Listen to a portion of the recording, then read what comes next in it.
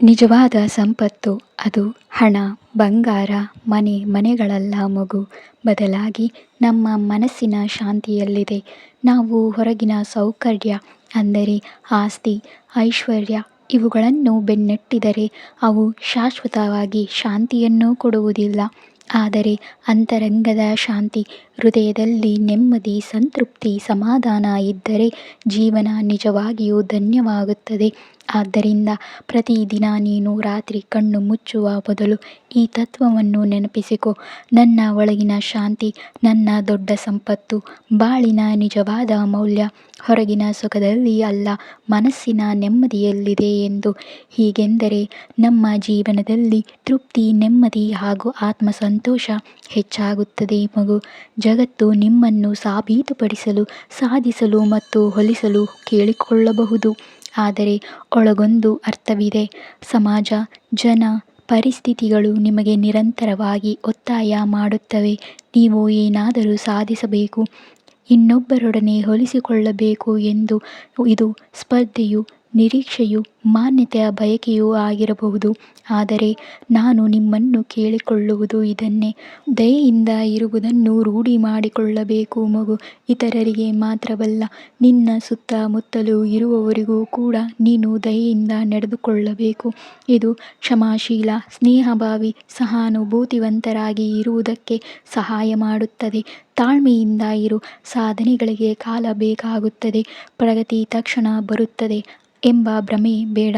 ವಿಫಲತೆ ಕಂಡಾಗ ತುರ್ತು ನಿರ್ಣಯವನ್ನು ತೆಗೆದುಕೊಳ್ಳಬೇಡ. ನಿಧಾನವಾಗಿ ಅದು ಪ್ರಗತಿ ಹಂತಕ್ಕೆ ಬರುತ್ತದೆ ಮತ್ತು ನಿಮಗೆ ನೀವೇ ಸತ್ಯವಂತರಾಗಿ. ಭ್ರಮೆ ಮತ್ತು ಭಾವ ಪ್ರತಿಭೆಗಳ ನಡುವೆ ನಿಮ್ಮ ನಿಜವಾದ ಸ್ವಭಾವವನ್ನು, ಮೌಲ್ಯಗಳನ್ನು ಮರೆಯಬೇಡಿ. ಹೊರಗಿನ ನಿರೀಕ್ಷೆಗಳಿಗೆ ಶಾಸ್ತ್ರೀಯವಾಗಿ ರೂಪಾಂತರವಾಗಿ ಬದಲಾಗಬೇಕು ಅಂದಿಲ್ಲ. ನಿಜವಾದ ಆತ್ಮವಿಲ್ಲದೆ ಸಾಧನೆಗೆ ಅರ್ಥವೇ ಇಲ್ಲ ಮಗು. ಬಾಹ್ಯ ಒತ್ತಡಗಳು ನಿಮಗೆ ಯಾವುದೇ ಬೇಡಿಕೆ ತರುತ್ತವೆಯೋ ಹಾಗಾದರೆ ನಿಮ್ಮ ಒಳಗಿನ ಮೌಲ್ಯಗಳನ್ನು ಉಳಿಸಿ. ದಯೆ, ತಾಳ್ಮೆ ಮತ್ತು ಪ್ರಾಮಾಣಿಕತೆ. ಪ್ರಯೋಜನಕಾರಿ ಚಟುವಟಿಕೆ ನಿಮಗೆ ಬೇಕಾದರೆ ಪ್ರತಿದಿನ ನೀವು 1 ಅಥವಾ 2 ನಿಮಿಷಗಳ ಕಾಲ ಧ್ಯಾನವನ್ನು ಮಾಡಬೇಕು. ತಾಳ್ಮೆ ಮತ್ತು ಸಮಾಧಾನವನ್ನು ಅಭ್ಯಾಸ ಮಾಡಬೇಕು. ಪ್ರತಿದಿನ ಒಂದು ದಯೆ ಅಥವಾ ಸಣ್ಣದಾಗಿ ಮೆಚ್ಚುಗೆ ಕೊಡಬೇಕು ಹಾಗೂ ಸಹಾಯವನ್ನು ಮಾಡಬೇಕು. ನಾನು ಈ ದಿನ ಪ್ರಾಮಾಣಿಕನಾಗಿದ್ದೇನೋ ಎಂಬ ಚಿಂತೆ ನಿನ್ನಲ್ಲಿ ಮೂಡಬೇಕು ಮಗು. ಮುಂದಿನ 24 ಗಂಟೆಗಳಲ್ಲಿ ನೀವು ಭರವಸೆಯ ಸಂಕೇತವನ್ನು ಸ್ವೀಕರಿಸುತ್ತೀರಾ? ಜೀವನದಲ್ಲಿ ನೀವು ಕಾಯುತ್ತಿರುವ ಅಥವಾ ಬೇಸರದಲ್ಲಿರುವ ಸಂದರ್ಭದಲ್ಲಿ ಒಂದು ಸಣ್ಣ ಘಟನೆ ನಡೆಯಲಿದೆ. ನಿಮ್ಮ ಮನಸ್ಸಿಗೆ ಅದು ಹೊಸ ಶಾಂತಿ ಮತ್ತು ಭರವಸೆಯನ್ನು ತಂದುಕೊಡುತ್ತದೆ. ನಿಮ್ಮ ಮನಸ್ಸಿನ ಮೇಲೆ ಒತ್ತುತ್ತಿರುವ ಚಿಂತೆಯು ಪರಿಹಾರದ ಲಕ್ಷಣಗಳನ್ನು ತೋರಿಸುತ್ತದೆ. ಈಗ ನಿಮ್ಮನ್ನು ಕಾಡುತ್ತಿರುವ ಸಮಸ್ಯೆಗಳಿಗೆ ಶೀಘ್ರದಲ್ಲೇ ಪರಿಹಾರದ ಸುಳಿವು ಕೂಡ ಸಿಗುತ್ತದೆ. ಅಂದರೆ ಸಮಸ್ಯೆಯ ಭಾರ ಕಡಿಮೆಯಾಗಲು ಆರಂಭವಾಗಿದೆ ಮಗು. ನಿಮ್ಮ ಸುತ್ತಮುತ್ತಲಿನ ಪ್ರದೇಶಗಳಲ್ಲಿ ಸಾಮರಸ್ಯವನ್ನು ಸಹ ನೀವು ಗಮನಿಸಬಹುದು. ನಿಮ್ಮ ಸಂಬಂಧಗಳಲ್ಲಿ ಅಥವಾ ಪರಿಸರದಲ್ಲಿ ಒಗ್ಗಟ್ಟು, ನೆಮ್ಮದಿ ಹೆಚ್ಚಾಗುತ್ತದೆ. ಪ್ರೀತಿ ಪಾತ್ರರೊಂದಿಗೆ ಸುಲಭವಾಗಿ ಮಾತನಾಡಲು ಸಾಧ್ಯವಾಗುತ್ತದೆ ಅಥವಾ ಗೊಂದಲವಾಗಿದ್ದ ವಿಷಯಗಳು ಸ್ಪಷ್ಟವಾಗುತ್ತವೆ ಮಗು. ನಿಮ್ಮ ಪ್ರಾರ್ಥನೆಗಳು ಕೇಳಲ್ಪಟ್ಟಿವೆ ಎಂದು ನಿಮಗೆ ತೋರಿಸುವ ನನ್ನ ಮಾರ್ಗ ಇದು ಎಂದು ನೀವು ನಂಬಬೇಕು. ನೀವು ಮಾಡುತ್ತಿರುವ ಪ್ರಾರ್ಥನೆಗಳಿಗೆ ಪ್ರತಿಕ್ರಿಯೆ ಬರುತ್ತಿದೆ ಎಂದು ನಂಬಿ. ಆ ಅನುಭವಗಳು ನನ್ನಿಂದ ದಯೆಯ ಸಂಕೇತವಾಗಿದೆ ಮಗು.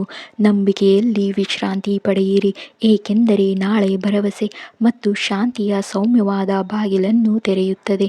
ಭಯ ಮತ್ತು ಅನುಮಾನವನ್ನು ಬಿಟ್ಟು ವಿಶ್ವಾಸದಿಂದ ನೆಮ್ಮದಿಯಿಂದ ಇರು, ಏಕೆಂದರೆ ನಾಳೆ ನಿನಗೆ ಹೊಸ ಅವಕಾಶ, ಭರವಸೆ ಮತ್ತು ಮನಃಶಾಂತಿ ಬರುತ್ತದೆ. ಹಾಗಾಗಿ ನಿಮ್ಮ ಜೀವನದಲ್ಲಿ ಚಿಂತೆ ಕಡಿಮೆಯಾಗುತ್ತದೆ ಎಂಬುದನ್ನು, ಸಂಬಂಧಗಳಲ್ಲಿ ಸುಗಮತೆ ಬರುತ್ತದೆ ಎಂಬುದನ್ನು, ನಿಮ್ಮ ಪ್ರಾರ್ಥನೆಗಳಿಗೆ ಉತ್ತರ ಸಿಗುವುದನ್ನು ತಿಳಿಸುವ ಆಧ್ಯಾತ್ಮಿಕ ಪ್ರೇರಣೆ ಇದು. ಇದು ಒತ್ತಡದಲ್ಲಿ ಇರುವ ಮನಸ್ಸಿಗೆ ನೆಮ್ಮದಿ ಮತ್ತು ನಾಳೆಯ ಮೇಲೆ ನಂಬಿಕೆ ಕೊಡುವ ಮಾತಿದು ಮಗು.